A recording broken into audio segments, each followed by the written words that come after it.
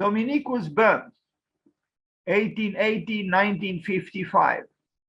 So he lived for fewer years than Charlotte Perriand. Let's read Dominikus Bohm, born on October 23rd, 1880, and died in August 6, 1955. So he died 10 years before Le Corbusier, was a German architect specializing in churches. He built churches in Cologne, the Ruhr area, Swabia, and Hesse. Many of his buildings are examples of brick expressionism. Expressionism is not very fashionable now, these days, but I think expressionism, both in art and architecture, cannot be neglected.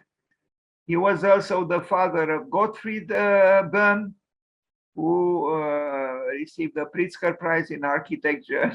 Talking about long lives, he was 100 and something, maybe 102 years old or so when he died. I'm talking about his son, Gottfried Bohm. Here was the man, interesting looking, a little bit exalted, but how else could you be if you build churches, especially in the expressionist mode? I like expressionism, actually, both in art and architecture. And the famous German expressionist movement, Die Brücke, the bridge, had, as members of the group, people who I think they studied some time in architecture schools, just like the Pink Floyd members. St. John the Baptist in the New Ulm in Germany, 1926. So let's see, how old was he? He was 36 years old when he designed St. John the Baptist in New Ulm. And here is the building.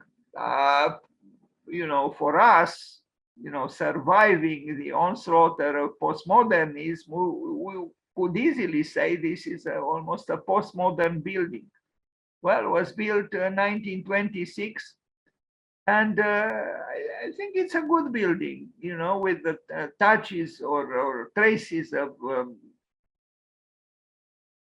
the Gothic sensibility, or at least some Gothic or Gothicist details. But I think it's not a bad building. It's a little bit, it's an early building by him. You will see more radical designs for churches that he arrived at.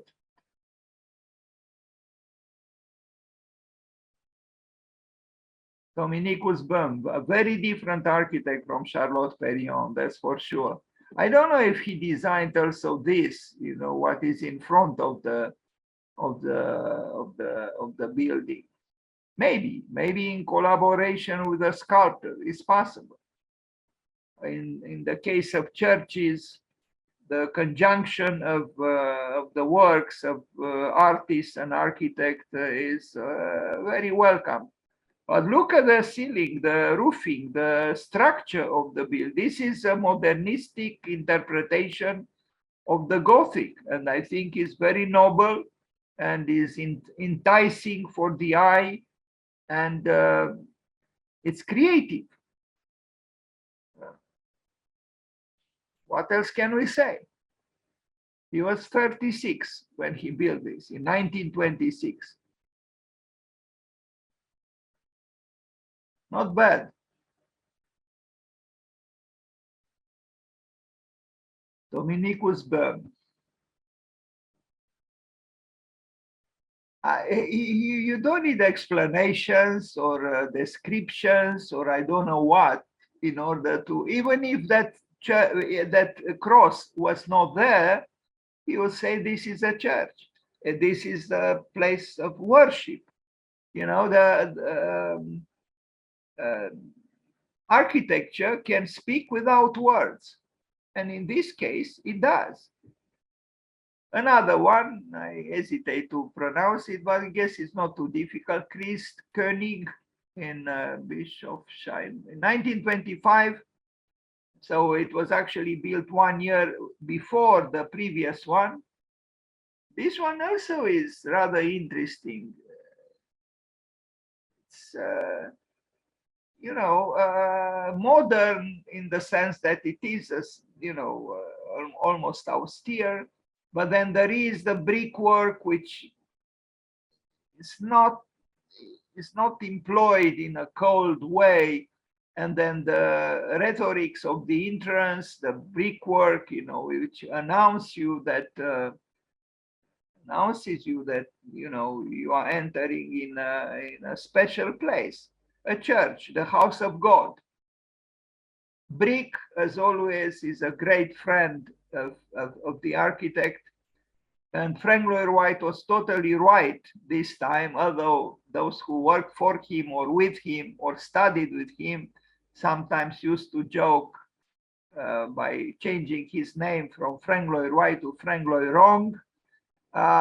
So Frank Lloyd Wright, not Frank Lloyd Wrong, used to say, give me a brick and I will transform it into its equivalent in gold. Because indeed, a brick is magical in the right hands, of someone like Wright. Maybe even in the right hands of someone like Wrong. Anyway, this makes me think a little bit about another expressionist architect whom I admire, Fritz Höger, who built with bricks some interesting buildings, including a church, which I have in mind now, but I don't have a picture of now. But look at this, this is woven architecture. It's symphonic, I used the second time, maybe in this case a little more justifiable. It's sensitive. It's this fragmentation and this coming together of all these bricks, special bricks, this. I mean, it would be a crime to hide this behind plaster. Of course not. Brick is convincing and beautiful if it is shown, if it is exposed. And all good architects knew this. We see the narrative, and well, an abstract narrative, if it is a narrative at all, but we see the fragmentation of glass and the fragmentation of the brickwork. So it's not just a blank and blunt, surface. It's made of small parts.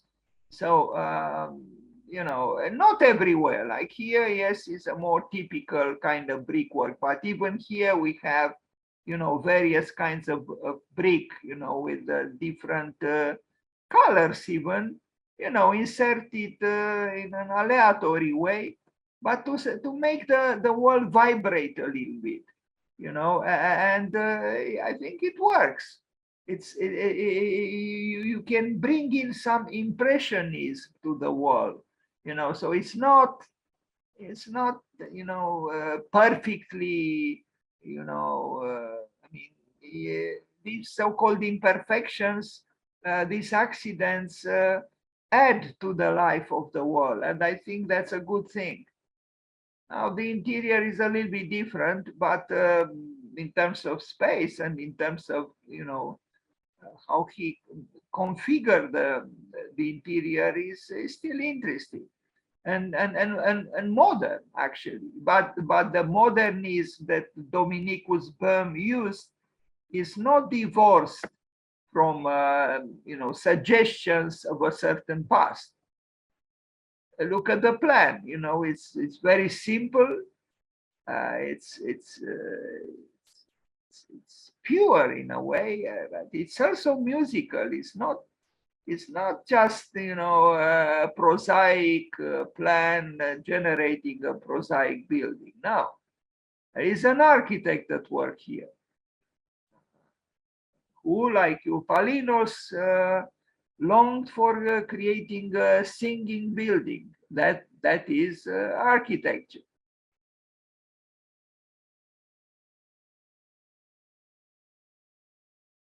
I really feel like caressing brick, because it's earth, it's us actually. You know, I am a brick in a way. I wish I was a brick in a good brick building. Louis Kahn, as you know, he even talked with the bricks. You know, he said, I don't know if he was asked or he asked himself. You know, I asked the brick what it wants to be, and the brick said, "I want to be an arch."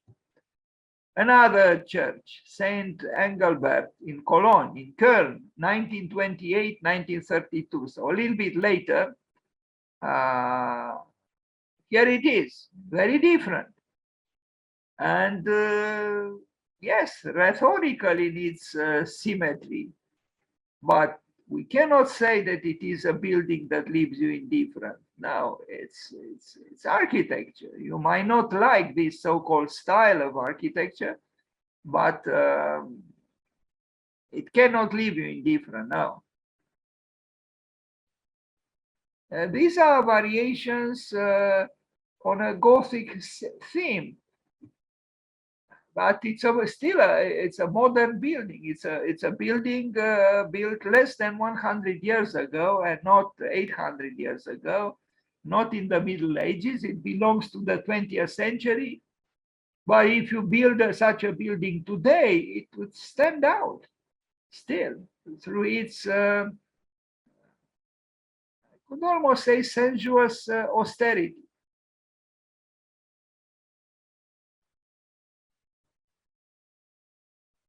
An interesting architect, Dominikus Bohm. Now, I don't know how it would have been or how it was to be the son of this man. You know, if his son studied architecture, and I think he had, yeah, he had several sons, because I saw a picture of Gottfried Bohm together with 2 or 3 brothers. So they're all the sons of this man, of Dominikus Bohm. And I think there was another architect, at least another one. So yes, when you have a father like Dominikus Bohm and you see him working for these churches and creating these buildings, it's rather to be expected to want to become an architect as well, because you are inspired by the work of the father. It must be very nice, no, for a child to see the father laboring on the drafting board and creating interesting buildings and shapes and, you know, culture, books. I like to imagine, but I'm sure here we are talking about a cultivated family. You know, it's possible that even the father of Dominikus Bohm was an architect. That I do not know. But if architecture started in that family with Dominikus, still I think it was a, you know, a climate of creativity, and I guess it was damaged in the Second World War, in the deadly Second World War, you know, which obviously Mr. Putin doesn't think about, you know. I just don't understand. I don't understand how, after the horrors of the Second World War, we still learn nothing. I don't understand. I don't understand. And look at this beautiful drawing. You know, it's an atmospheric drawing. It's just a suggestion of the atmosphere of the building. And it shows clearly that Dominikus Bohm was a lyricist in architecture, was a lyrical architect. The geometry he used was strong, was clear cut, but this drawing shows a very sensitive artist. And you have to be in order to be a good architect. Stella Maris on the island of Norderney, 1931. Now, I don't think he did here everything. Actually, when I look at, no, well, it's in a very good shape, and I'm sure it was refurbished and so on. I think he did only this part, which is very interesting. This almost looks like the architecture of Alvaro Siza. This part probably was built later, or I don't know. This intrigued me, this building. I think he did just part, maybe this one. But the fact that it inspired growth of the building, this also testifies about the power of art and good architecture to, reverberate. And yeah, so he only did this, and then the addition was done, I don't know by who. But this is, you wouldn't expect this building from the author of the previous building that we saw. So this shows clearly the versatility of Dominikus Bohm. Really, this building, if this building was built now, Arch Daily would publish it. If this building was built by Alvaro Siza, everybody would say, sure, it's an Alvaro Siza building. Well, it's not. It was built by Dominikus Bohm and 90 years ago. Interesting work. Look how dated this building is compared to this one. I mean, this is resolutely modern, so much so that, again, it could have been built now. And it was built almost 100 years, 90 years ago. This was not built by him. Anyway, and it is very well kept, and that's why maybe additionally it looks so contemporary. Another kirche, another church in Dülmen. Well, this is Teutonic. It's Teutonic and tectonic. It's heavy. It's potent architecture, in its solidity. Maybe it's not so interesting in terms of what we expect. The previous one was a little bit more engaging for us today, but this one also cannot be, I think, dismissed in its simplicity, in its Teutonic simplicity. And the interior is surprising, this pure space, this luminous, large box with white walls and brownish benches. And it has nobility, I would say.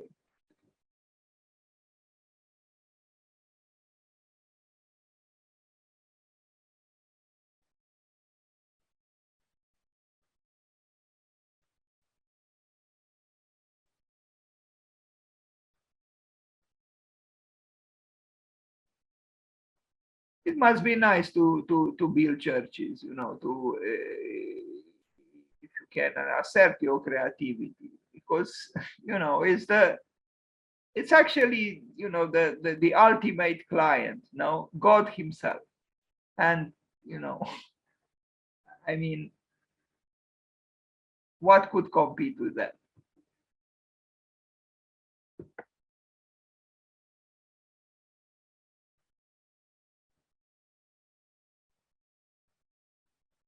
I don't know where this is. This looks, maybe it's a part of the same building, but not everything is immensely gracious. It is a little bit, conveniently heavy, and but in its simplicity, it has a certain modernity, which would not have been, even in Germany, would not have been. I mean, after all, in Germany, you can even find Rococo buildings, which have a different spirit. But Dominikus Bohm was an architect who built for God in a modern way, but not in an irresponsibly modern way. St. Camillus Church. Again, I like this brickwork and the playfulness, of allowing the skin of the building to have accidents.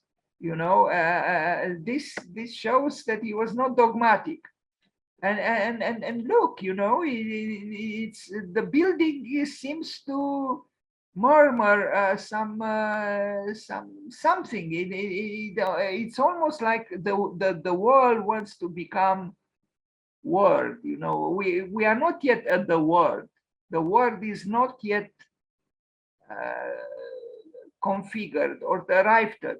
But the world seems to whisper something. And but the plan is, disarmingly simple, almost simplistic. But the building, has personality, and again, the way he worked with, and you see that there is the whispers of the bricks, if I am to call them so, amplified towards the top of the building, as it should be. So you begin with almost the absence of whispers and words and longing for them. And then the more you go with the building upwards, the more the world almost seems to want to dematerialize and to whisper. So there is a crescendo here, which I think it's inspiring. Now, the geometry of the building is still as it is, but he tried to problematize it through this brickwork. Interesting. He was experimenting, he was like any creative architect. He was searching for something, he was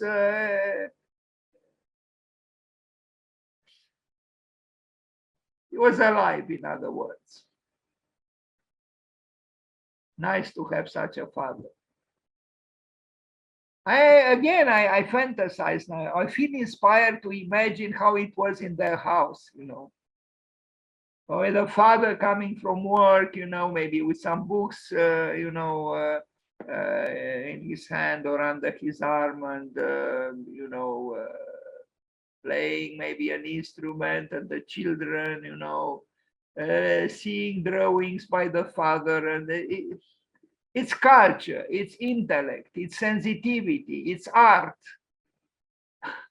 We don't need cars, we don't need highways, we don't need all the misery of the so-called, civilization. We need sensitivity, creativity, good books, good music, good conversations, and the father who is creative and gives a nice example of the children to the sons or daughters. St. Joseph's Church.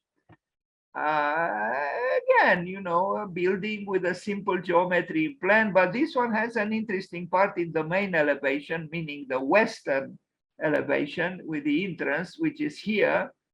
The way he connects these two sides with these arches. There is some kind of a Romanesque architecture here with touches of the Germanic spirit, but it's powerful. It's it's not this building is not willing to submit itself to the first wind that blows over it. Now, it's about the stability of faith and of God. And there aren't too many Hamletian doubts here.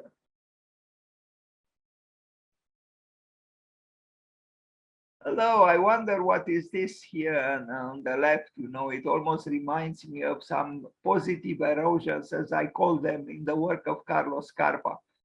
Was this done intentionally? I don't know what it is here, but I look only at it now. Or it was just a piece of the building fell off. I don't know. The interior is impressive. It's impressive. Good work, Dominikus, and I'm happy that I had the occasion to present some of your works. And again, you look at the plan, and you don't expect, such a rich architecture from this plan, because we think mainly, in terms of what we expect from a plan, to generate white walls, and but here we see something else. And yes, the bricks assert themselves with a with the worms, the vivaciousness of the earth. You know, they are they are yeah, vertical slices of the earth. If I'm not sure I found the right words now. But all in all, Dominikus Bohm is teaching us a serious lesson about architecture and church architecture.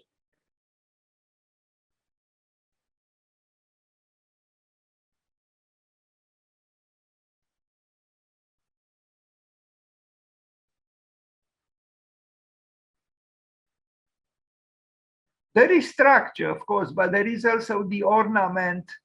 He doesn't use a lot of ornaments, if at all, but in the playfulness of the bricks, there is an implicit, more or less discrete kind of ornamentation. Otherwise, the building lives mainly because of its tectonic qualities. Now, the grave of Dominikus Bohm in Cologne or Köln, and I think this is the last image of this presentation. It deserves a more ample one, maybe next year. This is the, you know, the gravestone of this, I would say, remarkable architect, Dominikus Bohm.